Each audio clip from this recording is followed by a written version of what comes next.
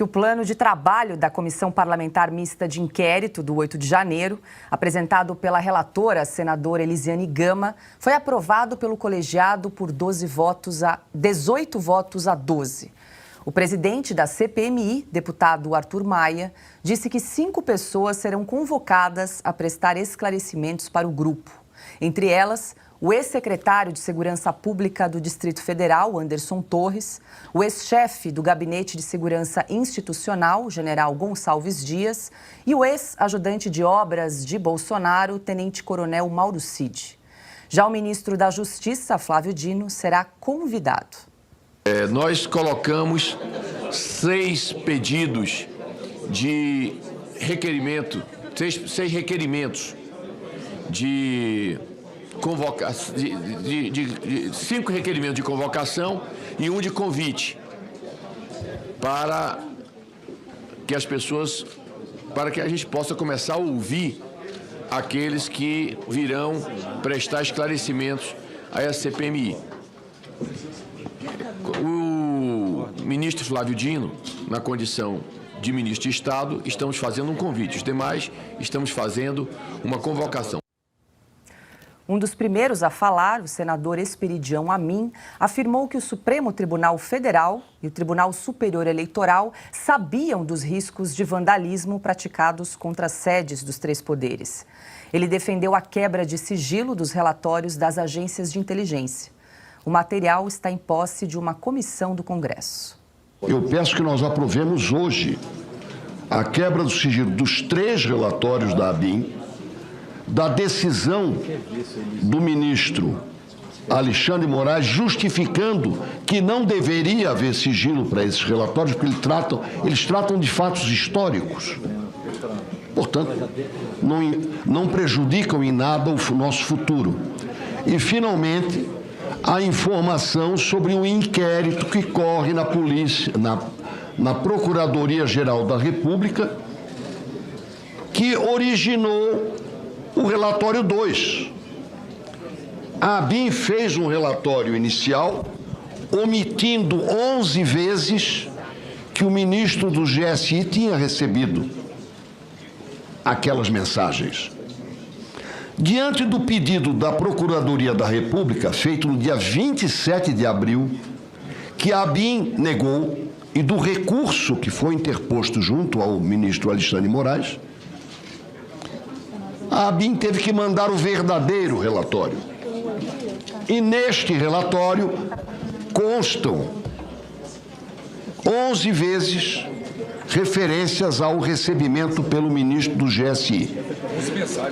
E o terceiro relatório, que é o que eu gostaria de referir aqui no recurso visual, mas concordo em não fazer, para prejuízo dos senhores e das senhoras, ele indica quem são os responsáveis pelas caixas postais.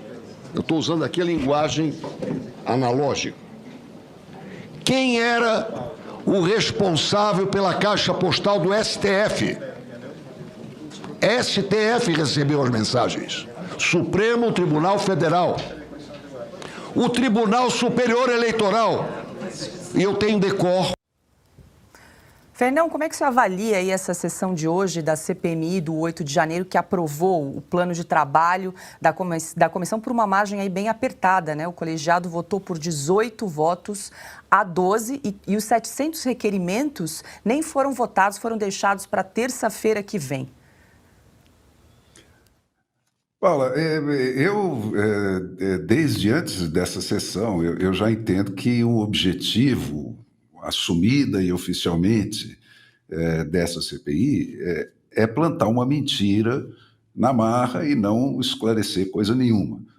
O esclarecimento que era necessário já foi feito com aquele esforço insano de esconder todos os vídeos e proibir a investigação a qualquer custo, que continua aí, né, aos poucos, cada passinho, cada documento é uma queda de braço, como estava descrevendo aí o Esperidião Amin.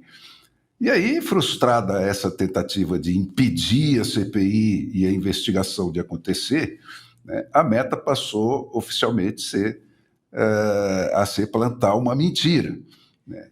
E é isso que, disciplinadamente, esse pessoal está fazendo, né? Assim como aqueles debatedores dos programas de televisão, né, que são obrigados pelo governo a ter sempre um debatedor de esquerda. Então, essa turma, disciplinadamente, não entende o que está acontecendo, né? Mas a sequência dos acontecimentos é muito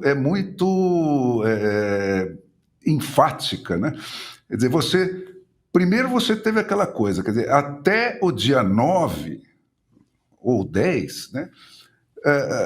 O G. Dias, o Flávio Dino, aqueles que estavam lá na sua janela olhando aquilo tudo, não percebeu que se tratava de um golpe de Estado, uma intentona armada contra o Estado de Direito. Ninguém percebeu.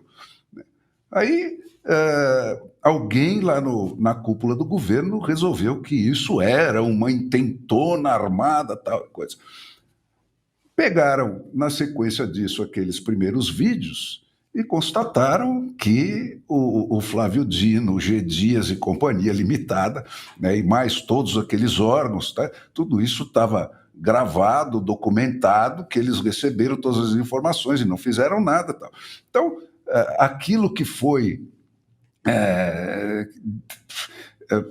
passou a ser o quê? Não, agora volta marcha ré. Vamos impedir o mundo de ver esses vídeos, né? Vamos calar a boca de todo mundo. E não deu. Agora, então, vamos ocupar a CPI e fazer esse papelão, né? Então, quer dizer, essa gente que abraça o Nicolás Maduro e tal, pode enganar alguém que nasceu ontem, né, com essa conversa.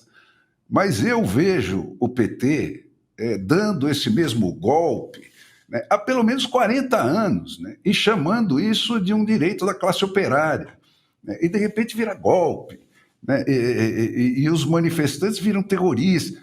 Então, quer dizer, alguém de boa fé realmente está convencido de que a conversa desse pessoal é séria? Eu não acredito. Eu acredito que quem insiste nessa conversa são os profissionais da luta pelo poder, né, instalados em várias instâncias da sociedade, e uma turminha que não reage com a cabeça, reage com as emoções, está presa ao passado, à história dos seus pais e sei lá o quê, né, para acreditar que isso aí é sério. Não é. Então, eu acho que a gente vai aprender muito mais nessa CPI pelo que eles não vão deixar acontecer do que realmente pelo que vai acontecer. Bom, a gente retoma aqui a sessão da CPMI do 8 de janeiro, que ocorreu hoje no Congresso. Ana, o senador Esperidião Amin disse hoje, durante a sessão, que o STF e o TSE foram alertados dos riscos de vandalismo nas sedes dos três poderes e pediu, inclusive, a quebra de sigilo dos relatórios das agências de inteligência. E agora a gente aguarda aí os desdobramentos e os próximos passos desse pedido do senador Esperidião Amin.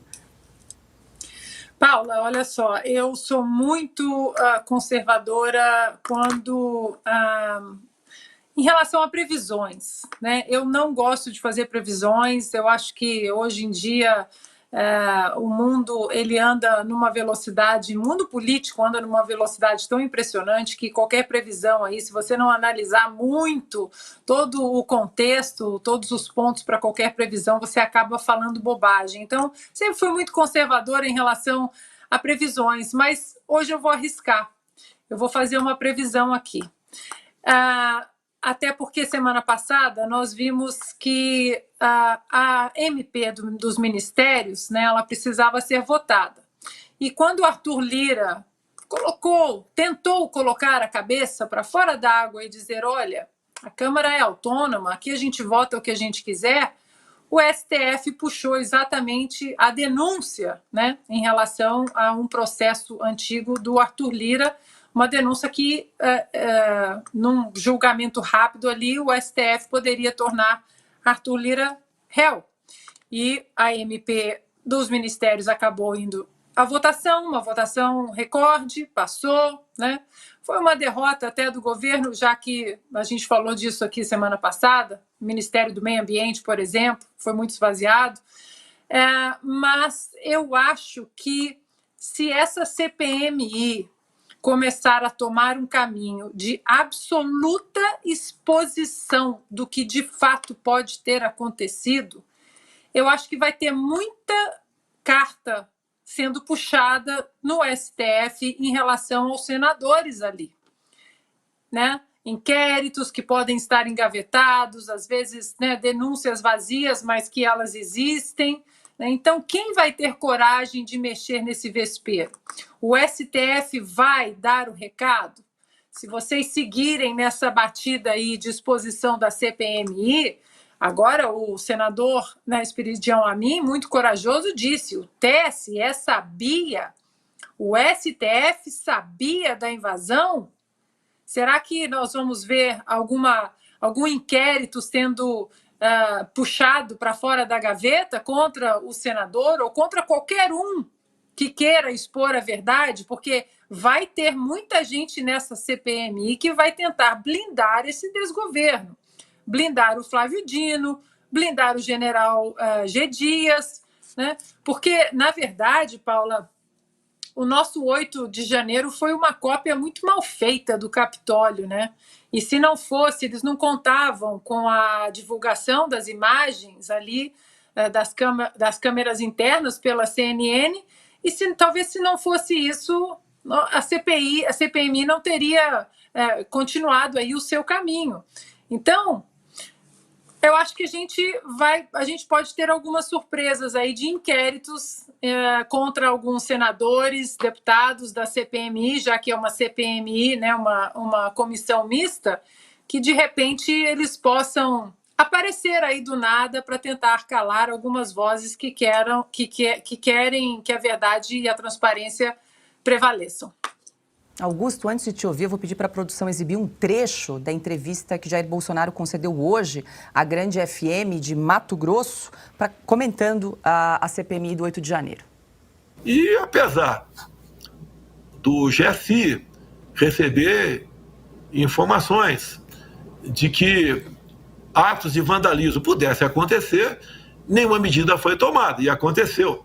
Agora, as pessoas que estavam no acampamento, vamos tirar fora alguns marginais que podiam estar infiltrados ali, mas esses marginais que vieram de fora provocaram tudo isso.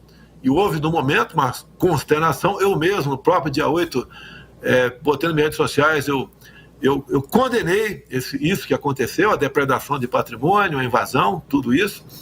E, logicamente, a esquerda aproveitou isso, né, no meu entender, facilitou e aproveitou isso com a posada de grandes democratas. Como se o outro lado, a direita, fosse a extrema-direita, todo mundo, fossem terroristas. Não, isso não existe. Tá, então, um trecho da entrevista que Jair Bolsonaro concedeu hoje à Grande FM de Dourados, do Mato Grosso do Sul, Augusto. Olha, algumas, graças à minha experiência profissional, algumas verdades eu aprendi sobre CPIs. Primeiro, é muito difícil saber para que rumo vai tomar. Não dá, ela é incontrolável. Esse é só o primeiro dia. Segundo, quem não quer investigar está mentindo. Está claríssimo quem é que não está querendo investigação. É o pessoal que defendeu, com muita ênfase nos primeiros dias, a tese de que tinha havido uma tentativa de golpe de Estado, liderada pelo presidente Bolsonaro.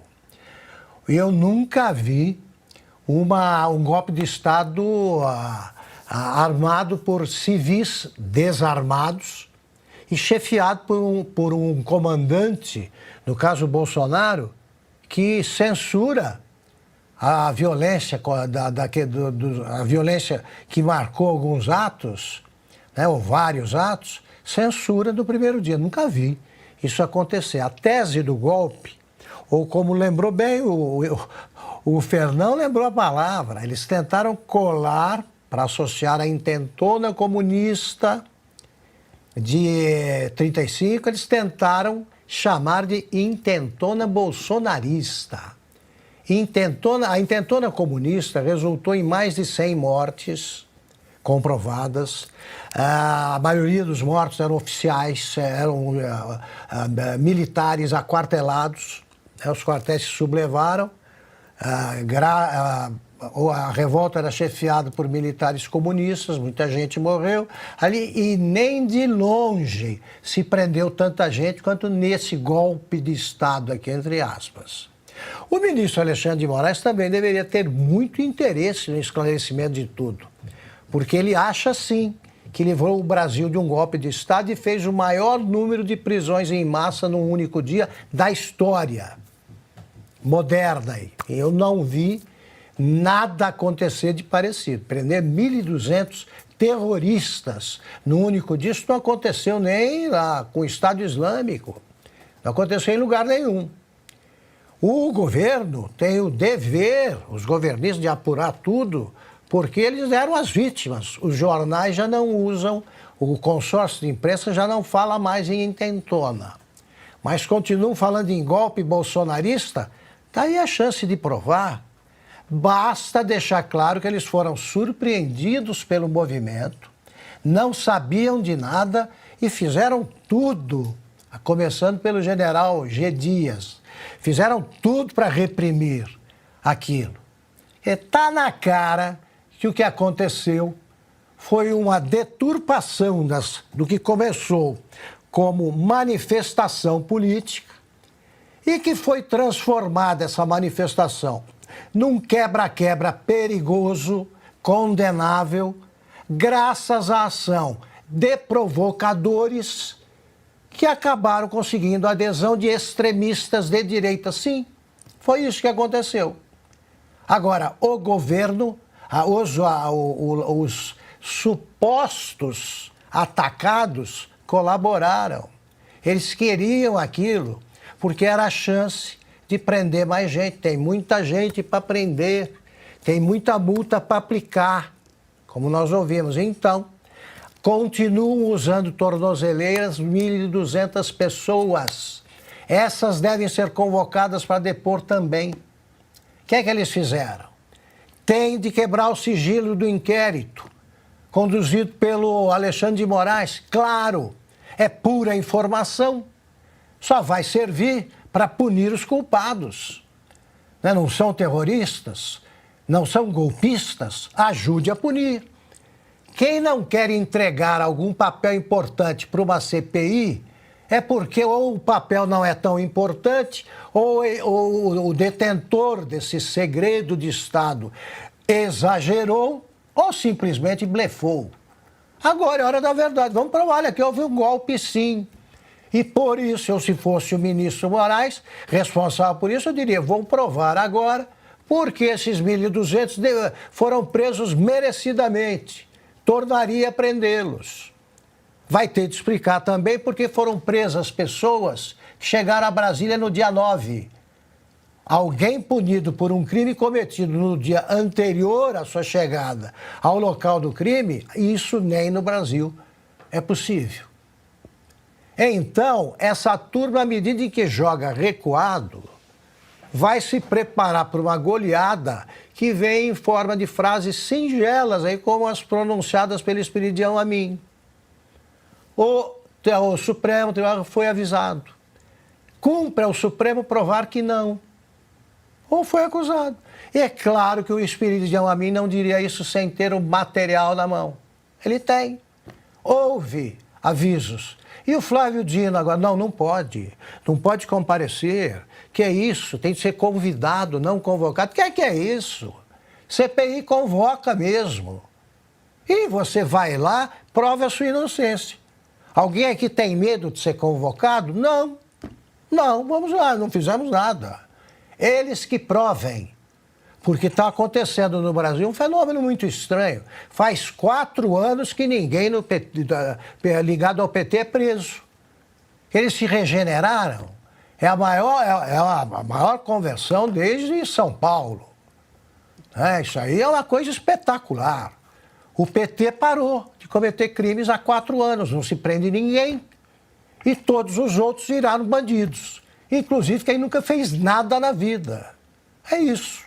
Pessoal, uma dica importante para você que sofre com dores crônicas no corpo, artrite, artrose, reumatismo, fibromialgia, inflamação ou desgaste nas articulações, não é normal conviver com essas dores. E hoje nós temos a doutora Marina Yazdi para dar uma breve explicação sobre o assunto. Doutora. Silvio, obrigada pelo convite, um prazer estar aqui. E de fato não é normal sentir dor, muito menos conviver com elas. Então se você sente dor é porque tem algo de errado e isso precisa ser tratado. Essa é uma queixa muito comum que eu recebo no meu consultório e é algo que eu sempre explico para os meus pacientes. Se você tem dor, é porque tem algo que você precisa melhorar. E a gente é um reflexo daquilo que a gente come. Um exemplo, os nossos músculos, eles precisam de proteína para eles serem saudáveis. Os músculos saudáveis, eles acabam sobrecarregando menos as articulações e por isso eu passo a ter menos dor. Então, antes de pensar em medicamento, a gente precisa mudar estilo de vida e precisa melhorar a alimentação. Mas eu sei que nem sempre é fácil mudar a alimentação e aí nessas horas, nessas situações, eu acabo indicando o suplemento Ora Pronobis, que é um super alimento, porque ele tem alta quantidade de proteína e isso ajuda na saúde dos músculos. Ele passa a ter uma grande quantidade de cálcio, isso ajuda na saúde óssea. Alta quantidade de vitamina C, mais do que uma laranja, isso ajuda o sistema imunológico e ainda é uma excelente fonte de ferro, que isso ajuda no tratamento da anemia. E além disso, a gente tem alguns compostos na Ora Pronobis que ajudam no processo da inflamação e isso atenua as dores crônicas. Então, além disso, a gente ainda tem melhora, alguns estudos mostram melhora na pressão arterial, no colesterol e também no controle do açúcar do sangue. Muito obrigado, doutora. Bom, agora a Renata tem uma promoção. Isso aí, você que está nos acompanhando hoje, 70% de desconto garantidos. E além disso, um colágeno tipo 2 que vai atuar diretamente nas suas articulações, ajudando também com as dores. Aproveita. É isso, pessoal. 0800 291 1010.